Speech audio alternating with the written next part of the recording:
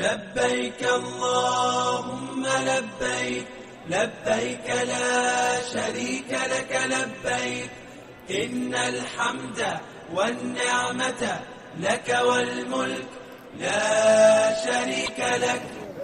அஸ்ஸலாமு அலைக்கும் ரஹ்மத்துல்லாஹி தஆலா வ பரகாத்துஹு.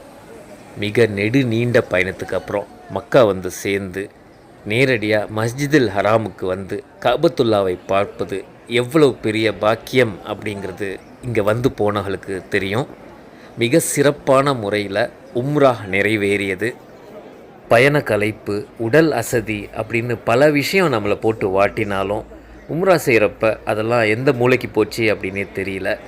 இங்கே கால் வச்சதும் நமக்கு கிடைக்கிற புத்துணர்ச்சியே தனி.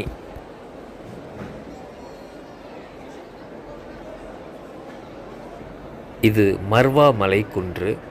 உம்ராவின் முதல் அங்கமான தவாஃப் சுற்றிய பிறகு சஃபா மலைக்குன்றுக்கும் மர்வா மலைக்குன்றுக்கும் இடையில் செய்வது அவசியம். அதாவது ரெண்டு மலைக்குன்றுக்கும் இடையே கொஞ்சம் தூரம் நடந்துட்டு அதுக்கப்புறம் ஒரு குறிப்பிட்ட பகுதியில் தொங்கோட்டம் ஓடுவது. சித்தி ஹஜர் ரதியல்லாஹு அன்ஹா அவர்கள் தன் பிள்ளைக்காக தண்ணீர் தேடி அங்கும் இங்கும் அலைந்த அந்த சம்பவத்தை நினைவு கூறும் விதமாக இந்த இபாதத் வந்து வரையறுக்கப்பட்டிருக்கு. அதுக்கப்புறம் கடைசியாக முடி இறக்குன அப்புறம் உம்ரா வந்து முழுமையாக நிறைவேறுது. சஃபா மலைக்குன்றை பொறுத்த வரைக்கும் இங்கே நிறைய வரலாற்று சம்பவங்கள் நடந்தேறி இருக்குது. அதில் ஒரு முக்கிய சம்பவம் அப்படின்னு சொன்னால் தப்பத் யதா அபிலஹபிம் ஒத்தப் மா அகுனா அன்ஹுமாலுஹு ஒமா கசப் சியசலா நாரன் தாத்தல ஹபிம் வம்ரா துஹு ஹம்மா லத்தல் ஹதப் ஃபீஜி தீஹா ஹபுலும் பிம் மசத் அப்படிங்கிற சூறா இங்கு நடந்த ஒரு சம்பவத்தின் பின்னணியில் இறக்கப்பட்டது தான்.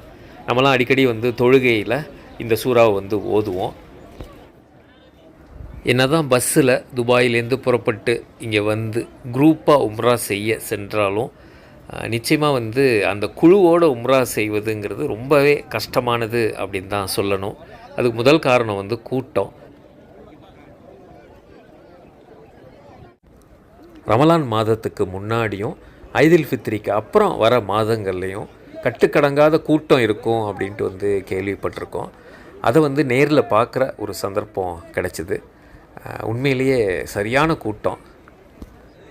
அடுத்து பார்த்திங்க அப்படின்னா அவங்கவுங்க வசதிக்கேற்ற நேரங்கள் அப்படின்ட்டு இருக்குது. சில பேர் வந்து ராத்திரியில் உம்ரா செய்ய விருப்பப்படுவாங்க, சில பேர் பகலில் வெயிலானாலும் பரவாயில்ல அப்படின்னு உம்ரா செய்ய விருப்பப்படுவாங்க. ஸோ அதனால் வந்து அவங்கவுங்க வசதிக்கேற்ற நேரங்களில் உம்ரா செஞ்சுக்கிறதுனால குழுவோடு செய்கிறது சாத்தியப்படுறதில்ல.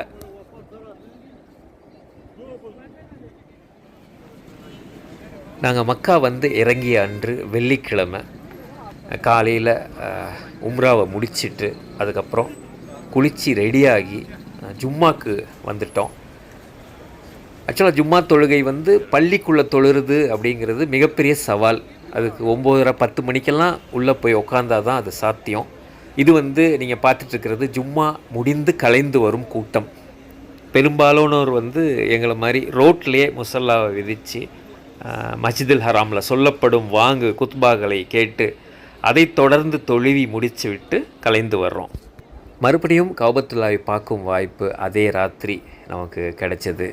ஏன்னா தான் சரியான கூட்டம் இருந்தாலும் அலை மோதி கொண்டு மக்கள் வெள்ளம் திரண்டாலும் மீண்டும் ஒரு உம்ரா செய்யும் வாய்ப்பு மிக சிறப்பாக அமைந்தது. பெரும்பாலானவர்கள் எங்கள் குழுவிலிருந்து ஒன்றுக்கும் மேற்பட்ட உம்ராக்களை வந்து செஞ்சாங்க அப்படின்னு தான் வந்து சொல்லணும்.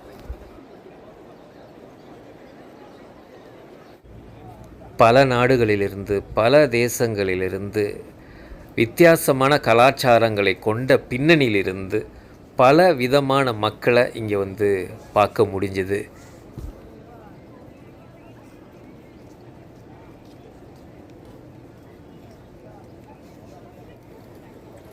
இந்த வீடியோ இத்துடன் முடிஞ்சது.